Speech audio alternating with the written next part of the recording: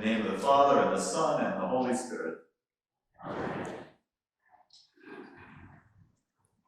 In today's reading, Christ continues the Sermon on the Mount by giving those who are listening a lesson in how to honor God in ourselves and in others. He's essentially giving examples to expound upon his ethics that are summed up in love your neighbor as yourself.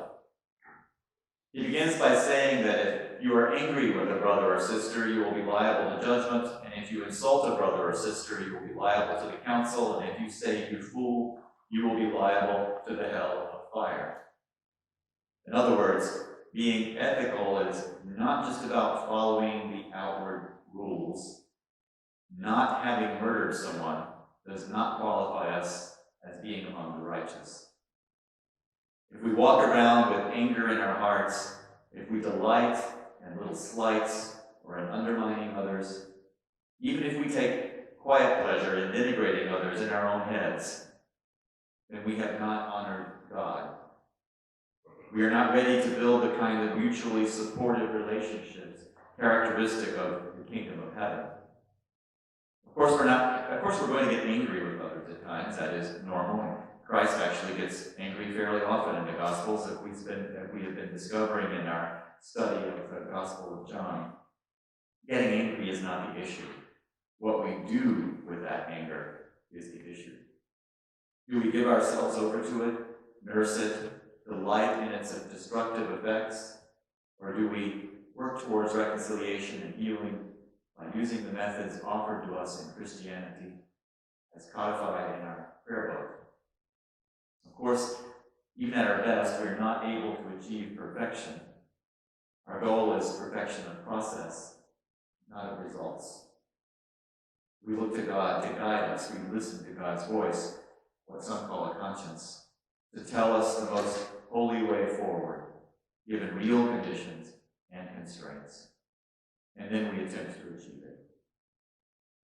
Christ is telling us that the point is to learn how to grow together as human beings, as we are all part of one sacred organism. If we try to go our own way, to take care only of ourselves, to hoard the world's wealth and resources for us and us alone, for instance, then we have yet to grasp that we all contain God within us, that the creation is sacred in its entirety. Those who succeed through destruction of the natural environment on which we all depend, through underpaying laborers, through profiting from the misfortune of others, may never break the law, but they have not grasped the kingdom of heaven.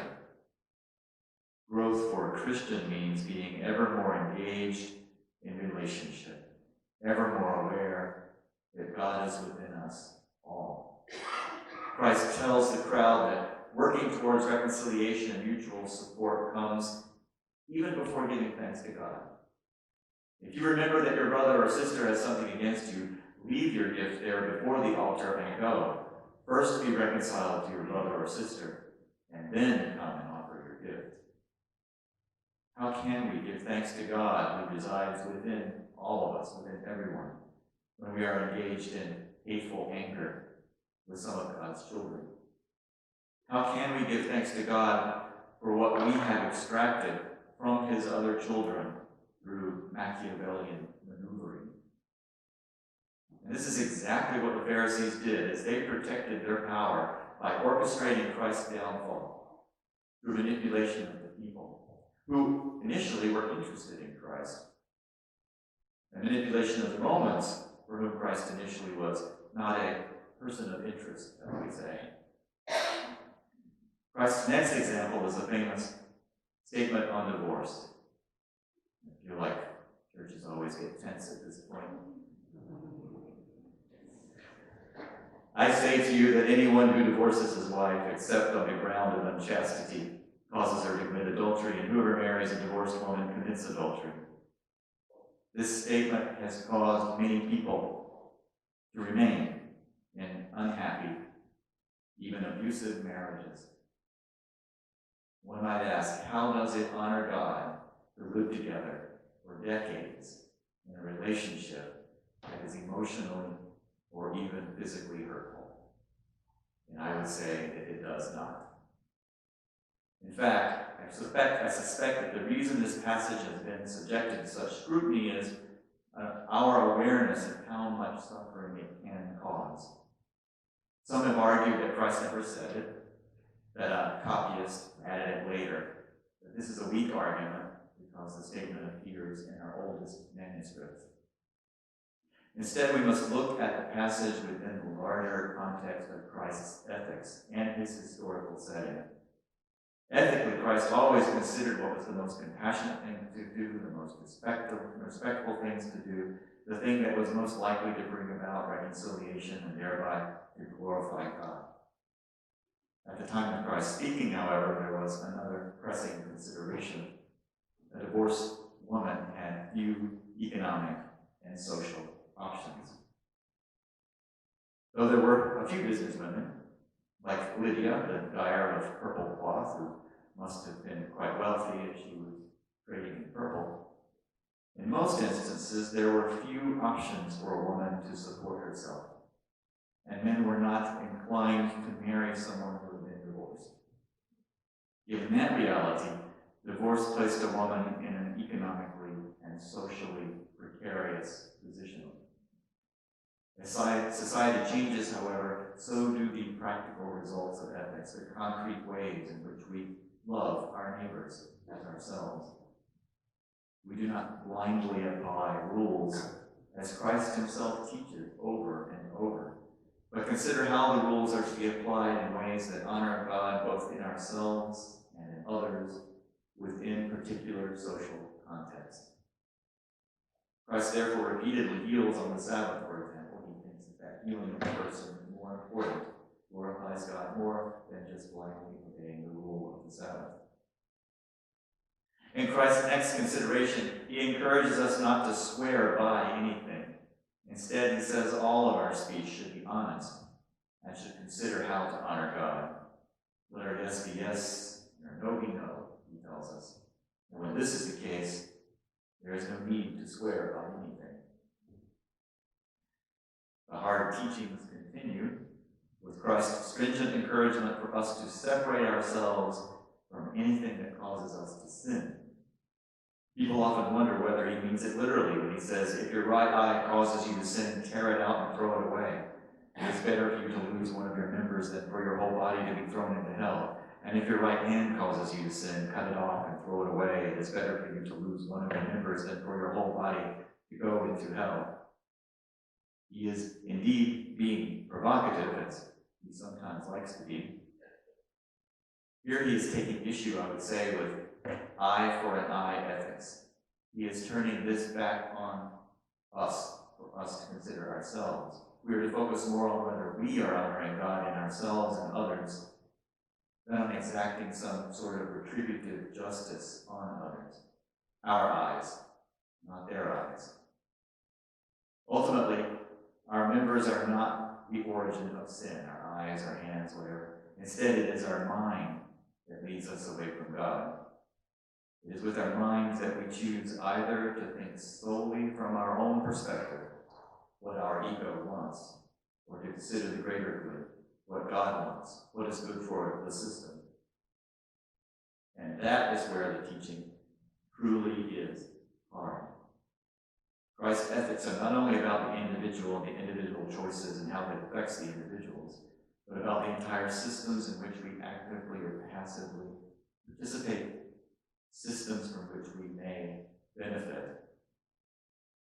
To give an example, men who enjoyed powerful positions because women were not allowed to vote.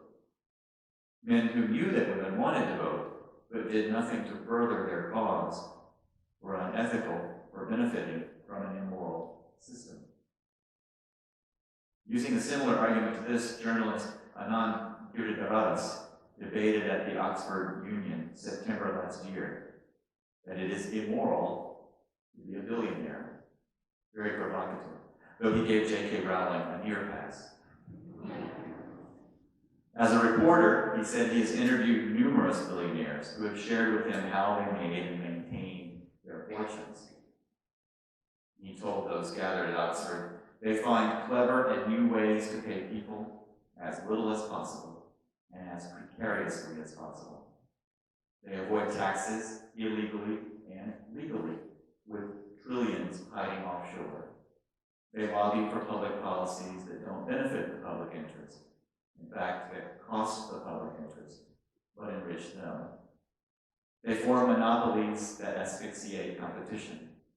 They cause social problems to make a profit. Obesity, by selling sugary drinks. The opioid crisis, by selling OxyContin. The housing calamity, by speculating in dodgy mortgages. Climate change, by selling fossil fuels.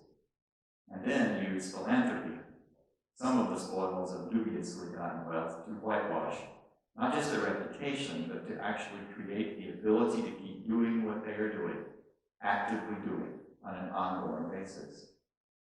He argued they are knowing acts of immorality. Christ teaches that when we love our neighbors as ourselves, no part is more important than the sacred home, neither our eye nor our hand. Sadly, our current culture, at least as I have experienced it, has failed to create a sense of wider circles of belonging, something David Brooks said, from family to town to nation, and eagerness to assume shared responsibility for the whole. I felt that I was encouraged, that we are encouraged to seek instead our own physical comfort at the expense of the well-being of the whole. And doing so, we turn farther and farther inward, becoming more and more anxious, alienated, disconnected. What we fail to realize is that what is best for the whole is truly what is best for the part, and what is best for the part is best for the whole, because they are the same. We are all mutually dependent.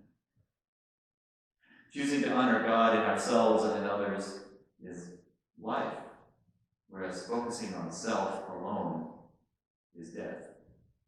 This is the choice that God sets before us in Deuteronomy. Be alive, truly alive, to thrive, and not just to exist, is to exist in mutually determining relationship. Our principal decision, the one that determines our ethics, therefore, is whether we consider only ourselves or consider the whole, whether we love our neighbors as ourselves or just love ourselves. Christ's ethics are indeed hard, but not because we might have to pluck out our offending eye. They are hard because we are to take responsibility for that eye's place in relation to the whole. Amen.